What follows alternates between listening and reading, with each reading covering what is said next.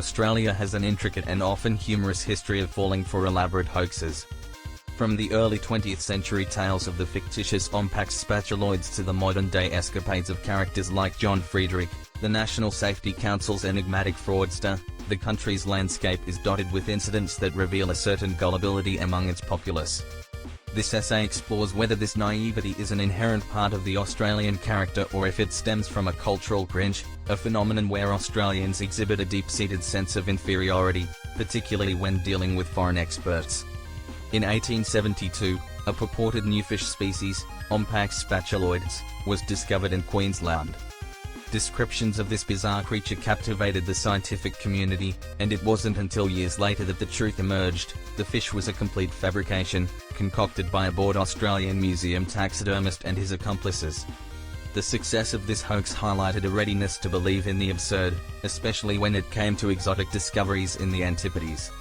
The Angry Penguins and the Ern Malley affair. The 1940s saw one of Australia's most infamous literary hoaxes involving the modernist literary magazine, Angry Penguins. Two poets, James Macaulay and Harold Stewart, submitted nonsensical poems under the pseudonym Ern Malley to the magazine's editor, Max Harris, as a prank. Harris published the works, praising their avant-garde brilliance. The subsequent revelation of the hoax embarrassed the Australian literary community and underscored a vulnerability to deception in the name of cultural advancement.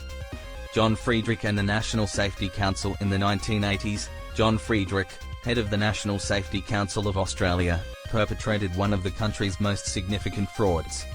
Friedrich, whose real identity remains mysterious, embezzled millions of dollars before his eventual capture. His ability to operate undetected for years speaks to a broader issue of trust and the ease with which a convincing facade can mislead even the most vigilant organizations. Helen Demidenko's literary fraud. The 1990s brought another literary deception with the case of Helen Demidenko, whose novel The Hand That Signed the Paper won the prestigious Miles Franklin Award. Demidenko claimed Ukrainian heritage to lend authenticity to her work about Ukrainian collaborators during World War II.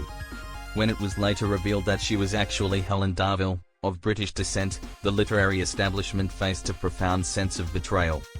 This incident once again exposed the susceptibility to hoaxes, particularly when wrapped in the guise of foreign sophistication.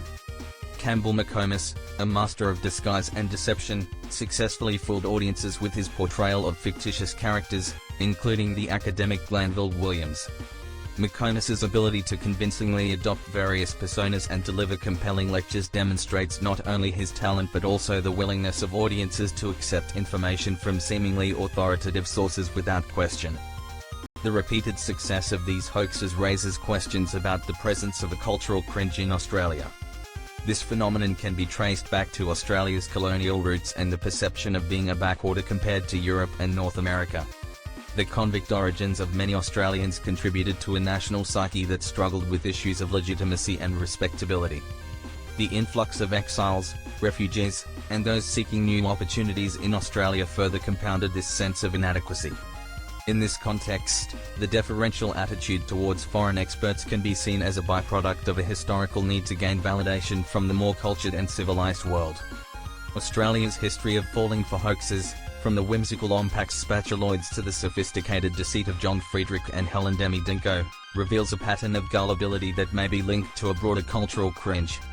By acknowledging and addressing these tendencies, Australia can move towards a more self-assured national identity, less reliant on external validation and more confident in its own expertise and achievements. Produced and copyright Paddy 2021 LLC.